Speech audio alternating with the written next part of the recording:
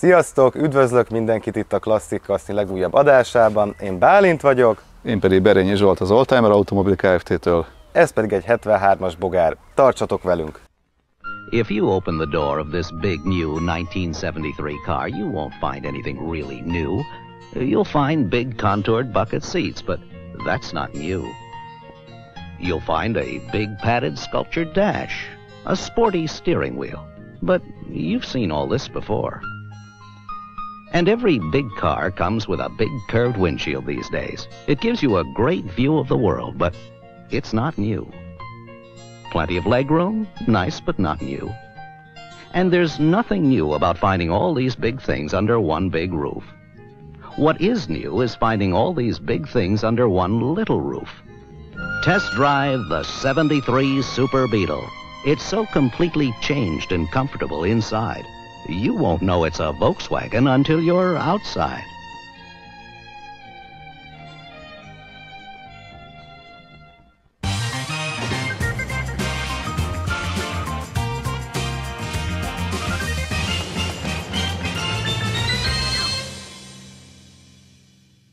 Szerintem a bogár az tipikusan az az autó, amiről mindenkinek van egy sztoria, mindenki is ért hozzá, és mindenki tudja a történetét. Úgyhogy szerintem ebben az esetben most inkább magának, ennek a példánynak a sztoriát meséljük el, mert a többit ki lehet keresni a Wikipédián. Hát ez így van. És még ott sem biztos, hogy megtalálsz mindent hozzá. Na hát ez egy 73-as augusztusi bogár, ami érdekessége egy magyar autói korától. Budapesten Merkur telephelyen vették át még 73-ban. Tulajdonképpen 2 darab gazdája volt az autónak összesen. Volt egy idős házaspár, akik ezt az autót megvásárolták. Ha jól tudom, ott a férj elhunyt, és a felesége az tovább használta az autót. Na most az érdekesség, úgy hallottam a történetét az előző gazdájától, hogy az a hölgy, akitől ők megvették, ők egy piros lámpánál ismerte meg a férjét. Mégpedig úgy, hogy egy piros színű bogár megállt mellette a 11. kerületbe, azt hiszem az Alkotás úton. Kiszállt belőle egy kislány, áslattyogott ehhez a fehér bogárhoz, és egy cetlin átadott egy telefonszámot. Kiderült, hogy az apuka özvegy, és a kislányával megláttak ezt a bogarat egy nagyon kedves hölgyel, és mondta, hogy hát akkor próbáljak meg egy ilyen ismerkedést, úgyhogy így született belőle az, hogy a bogárnak a eredeti tulajdonosának így lett egy új férje. Na most a következő gazdája, az ennek a hölgynek az ismeretségi, tehát baráttárságokba cserélt gazdát. Az édesapa úgy gondolta, hogy a kislányát meglepi 18. születésnapjára egy autóval, és hát akkor miért nem egy bogárral, ami ez az autó volt. Úgyhogy ez a kislány ez megkapta ezt az autót, hát hogy most 18 vagy 20, azt nem tudom pontosan, de hogy születésnapi ajándékra, és őnek ez az első autója. És egészen egy héttel ezelőttig ő használták ezt az autót. Többek közt ez volt az esküvői autójuk is, tehát a hölgy miután felcseperedett és megtalálta a párját, gyakorlatilag elhatározták, hogy akkor az autó lesz az ő esküvői kocsijuk. Akkor átfényeztették, ugyanilyen fehér volt az autó, csak kapott egy frissített fényezést, ami az volt, most már kicsit visszamattult. Utána eltelt az idő, lettek gyerekek ott is, 1, 2, 3, azt hiszem, ha jól tudom. De a kocsi állapota leromlott, és úgy döntöttek, hogy akkor inkább megválnak tőle, mert nem akartak belemenni egy költséges felújításba, és akkor így került hozzánk ez az autó. És ugye mondtad, akkor te vagy a harmadik tulaj? Igen, 73 óta? Igen, így van. Az szép. Így van. És van valami, ami kifejezetten a 73-asokra jellemző? Igen, tehát a Szepes Gábor barátom kioktatott a típussal kapcsolatban. Ez az utolsó olyan standard kivitelű bogár, ami még így a 60-as évekbeli jellemzők látszanak az autón. Gyakorlatilag ez a keskeny lökhárító elől-hátul, még nincs rajta ez a kürt luka az első sárvédőkön, de ugyanakkor nincs már benne a szélvédőfeszítő a ablakkeretbe, ez egy standard kivitel, tehát alapkivitel, és tulajdonképpen azt mondja, hogy 99%-ban eredeti az autó. 3 dolgot emelt ki, amit biztos, hogy vissza kell majd alakítani, az a 2 első fényszóró, ami egy, hát valószínűleg későbbi kiadásból került bele, illetve az, hogy a standard kiviteleknél ez festett volt és nem krómozott, úgyhogy ezeket majd vissza kell úgymond butítani egy fehér színű irányjelzőházra. Valamint a műszerfalon kilométeróró mellett van egy kis rács, amiben beleépítettek egy üzemanyag szintjelzőt, ami eredetileg a műszerbe volt benne, és most újra az működik, tehát igazából az egy ilyen teljesen felesleges dolog, benne le is ragasztották egy matricával, de egy olyan rácsot még kell szereznem, mert az még hibázik belőle. Na most a kilométert, hát nézegettük, hogy vajon mennyire valós ez a kilométer, most ez 53 000 mutat a kilométer-óra, és arra következtettük, hogy néztük a pedálok kopottságát, a gumiszőnyek kopottságát, az üléseknek az elhasználását, és én úgy gondolom, hogy ez a kilométer akár még valós is lehet, de legfeljebb egyet fordul, de még azt mondom, hogy szerintem az se. A Merkur forgalmazott bogarat, de tudtam, a 300 annyiba került egy Trabant, tehát azt hiszem, hogy azok olyan 50 000 forint környékén volt, tehát 47 000, a bogár az 100 000 forint fölött volt, tehát azért ez egy drága autó volt, és hát nem is mindenki kaphatott bogarat, mert azért ez általában a magasabb társadalmi rangú személyeknek volt kiutalva, orvosok, színészek, tanárok, tehát biztos, hogy kellett hozzá némi hátszél, hogy egy bogarat lehessen, még ha pénzed lett is volna rá. Azt emlékszem, a Gábor mondta a kacsás videó, az első kacsás videójában mondta, hogy valamilyen orvosnői volt az a kacsa, és valami protekcióval tudta ő is megszerezni, úgyhogy...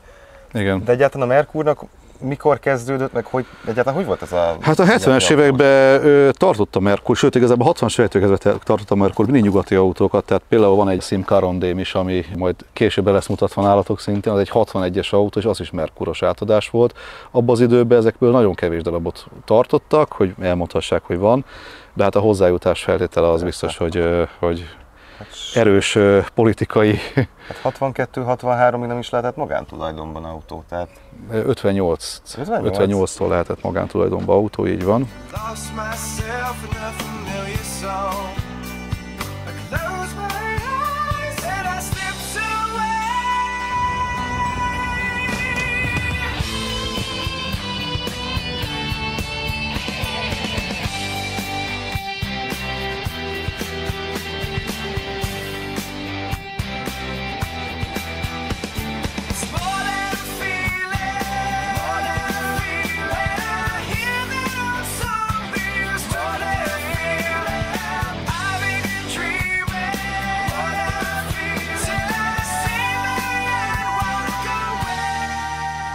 Nekem külön bogaras sztorim nincsen, annyi, hogy voltam elsős vagy másodikos, amikor apám rákattant ezekre a bogarakra, és akkor mindenhol néztük őket, volt ez a régi Kolibri kiadónak volt mindenféle könyve, és abban láttam bogarat, akkor megtetszett, végül nem lett, mert Gogomobilunk lett, ami ugye az első videó is volt, az is gyakorlatilag jó. Az pedig a nyugat-német Trabantnak felel meg, hát kattintsatok ide föntre és nézzétek meg azt is.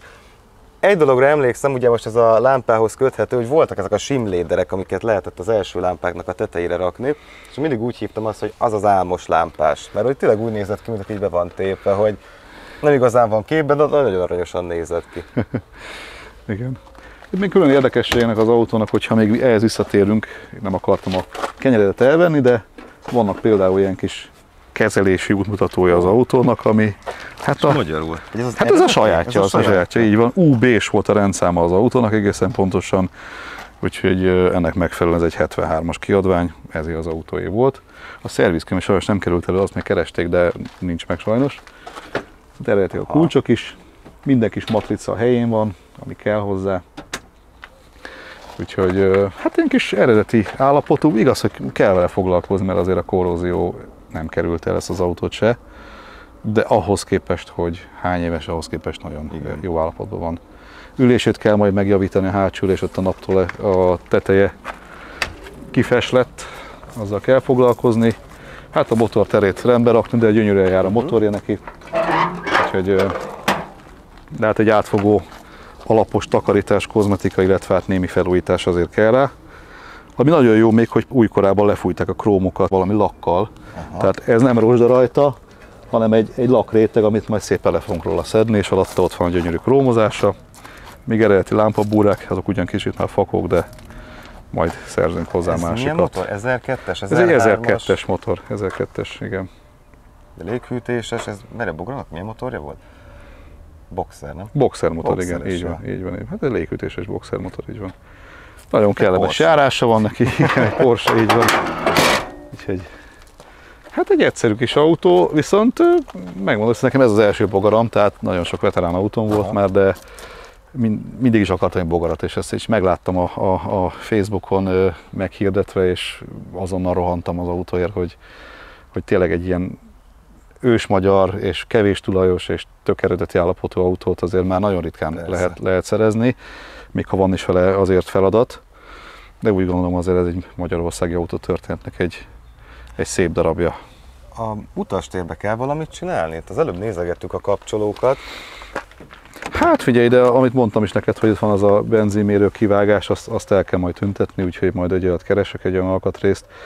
Most az ülések, ezek takarítva lesznek, ahol van a műbőr, kicsit el van szakadva, az ki lesz cserélve az a része a műbőrnek. Igazából a belsejét szeretném megtartani teljesen eredeti állapotban. Persze, ami ki van feselve, azt meg kell csináltatni megfelelő minőségben, de nem akarok semmi átalakítást rajta. Talán az a Ronda München autorádiót, ami ugyan mondhatni korhű, de az már inkább 80-as évek, ahelyett fog kapni egy szép krómkeretes blaupunktot, már otthon ki is van készítve, de még nem volt időm beszerelni rá. Azt mondtad, hogy van egy kapcsoló, amiről nem csak mi nem tudjuk, mint az előző tulajok se tudták. Ja, igen, kettő is. Mutassuk meg gyorsan, kettő is mert van. Akkor megkérdezzük a nézőket, hogy én azt hittem, hogy tudják-e. szivató, de nem az, mivel ez nincs szivató ebbe, úgyhogy nem tudom, mi lehet az a kapcsoló. Hát ezt majd a nézők megmondják, vagy a bogár szakértők, így van. És mondják, hogy milyenek vagyunk, hogy nem készültünk fel egy bogárból elég rendesen. Ezt pont mondtam a Zsoltnak az előbb, hogy ez engem nagyapám T3-asára emlékeztet, úgyhogy ha tudtok valamit a DYJ 314-ről, akkor szóljatok már, mert kíváncsi vagyok, hogy mi lett vele. De szufon meg tudod nézni, úgy te is. Jó van, na, de így ez így más. Na. Van tippem, hogy hol van, de nem vagyok benne biztos, úgyhogy ha van, be tudjátok kasznézni. Ennyi. Ez eredetileg jó poén volt fejbe, de na mindegy. Ha tudtok róla valamit, akkor írjátok már meg, létszi. Meg amúgy egy kérdésünk volt még, hogy itt elő van ez a kis rész itt lefedve, de hát ugye ez biztosan nem a kurbinak a helye, mert hátul van a motor, úgyhogy ha hát tudjátok, hogy az mi, akkor létszi, írjátok már meg azt is, mert ezzel már feszengünk egy. Ha beázik, 10 ott folyik ki a víz. Gondolod? Hát. Német tanárnőmnek volt egy Dacia-ja régen, azt mondta, elvitte a szervizbe, mert telefolyt vízzel, és azt mondta a szervizbe a Pali, hogy de hölgyem, hát meg a Dacia-t vett, nem tenger alatt járót. Jó. Úgyhogy Erika nénit is pusziljuk akkor, innen már mindenkit puszilunk ma mindenhonnan. Na hát köszönjük szépen akkor Bálint, hogy a Klasszik csapatával jöttél megint hozzánk, úgyhogy örülök, hogy ezt a bogarat bemutattad. Idő van, menjünk, viszontlátásra, sziasztok!